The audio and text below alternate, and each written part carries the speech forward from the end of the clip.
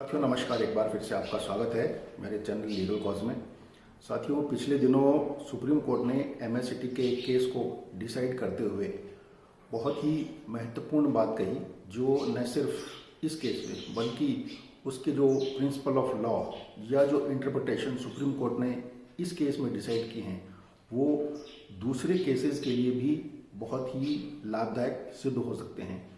साथियों, इस केस में सुप्रीम कोर्ट ने मुख्य रूप से ये होल्ड किया है और ये जजमेंट दिया है कि अगर मदर इन लॉ जो अपने सन इन लॉ पे डिपेंडेंट है, उसकी डेथ के बाद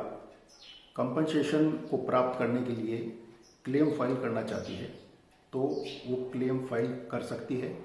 और उसको अपने सन इन लॉ का डेथ के बाद कंपनसेशन को प्राप्त करने का पूरा अधिकार है। साथियों, इस केस में हाई कोर्ट ने जो डिपेंडेंट मदर इन लॉ थी उस मदर इन लॉ को कंपनसेशन देने से इस आधार पर मना कर दिया था कि चूंकि वो लीगल रिप्रेजेंटेटिव की डेफिनेशन में नहीं आती है, इसलिए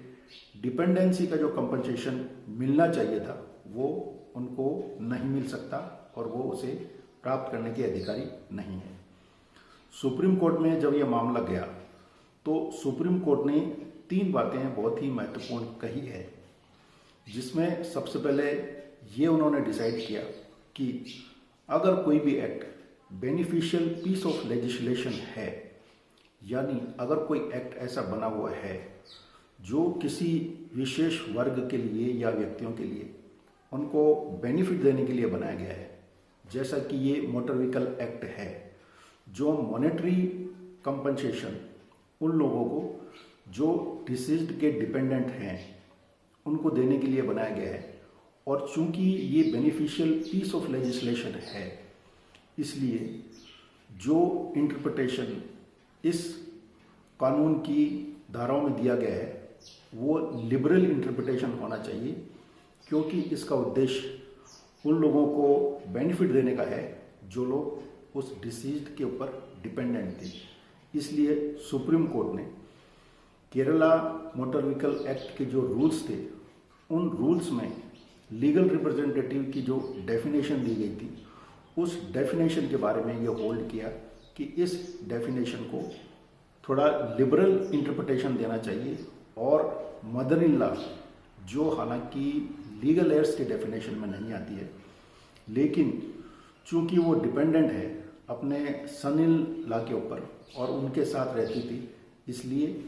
लीगल रिप्रेजेंटेटिव के डेफिनेशन में आएगी। और चूंकि वो लीगल रिप्रेजेंटेटिव की डेफिनेशन में आती है, इसलिए उनको कंपनसेशन प्राप्त करने का अधिकार है। दूसरी बात, सुप्रीम कोर्ट ने कहा कि लीगल हेयर और लीगल रिप्रेजेंटेटिव हालांकि दोनों अलग अलग हैं, लेकिन लीगल रिप्रेजेंटेटिव में वो सभी व्यक्ति शामिल किए जा सकते हैं जो हालांकि लीगल एयर्स नहीं हैं, लेकिन अगर डिसीज्ड के साथ रहते हैं और डिसीज्ड के स्टेट को रिप्रेजेंट करते हैं और उनको मॉनेटरी कंपनसेशन प्राप्त करने का अधिकार है, राइट है, तो वो लीगल रिप्रेजेंटेटिव ऐसी सूरत में कंपनसेशन प्राप्त करने के अधिकारी होंगे। साथियों, ये दोनों महत्वपूर्ण जो ऑब्जर्वेशन सुप्रीम कोर्ट ने दिए हैं, ये दोनों के दोनों ऑब्जर्वेशन इसलिए महत्वपूर्ण हैं कि इस तरह के अगर कोई बाकी केसेस हैं जिनमें सवाल ये आता है कि किसी भी डेफिनेशन को अगर स्ट्रिक्ट सेंस में पढ़ा जाए तो हो सकता है वो डेफिनेशन और उसका इंटरप्रिटेशन उस क्लेमेंट की या जिस व्यक्ति ने केस फाइल किया है उसके फेवर में ना हो। लेकिन सुप्रीम कोर्ट ये मानता है कि अगर वो एक्ट बेनिफिट के लिए है तो उस धारा को थोड़े वाइडर सेंस में इंटरप्रेट किया जाना चाहिए और पर्पस ये होना चाहिए कि जो व्यक्ति जिसने वो केस फाइल किया है उसको उसका लाभ मिले। इन सब बातों को ध्यान में रखते हुए किसी भी धारा का इंटरप्रिटेशन किया जाना चाहिए। इसलिए ये जजमेंट उन सब लोगों के लिए बहुत महत्वपूर्ण है जो एमएससीटी के केस से रिलेटेड हैं और इसके अलावा भी और कोई एक्ट भी अगर है और उसमें हम ये साबित कर सकते हैं कि वो बेनिफिशियल पीस ऑफ लेजिस्लेशन है, तो सिर्फ इस आधार पर किसी लाभ को पाने से हम वंचित नहीं होंगे कि उसकी धारा में हम कवर नहीं होते हैं।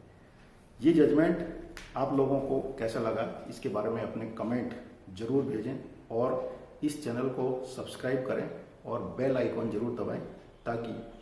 समय समय पर सुप्रीम कोर्ट के महत्वपूर्ण जजमेंट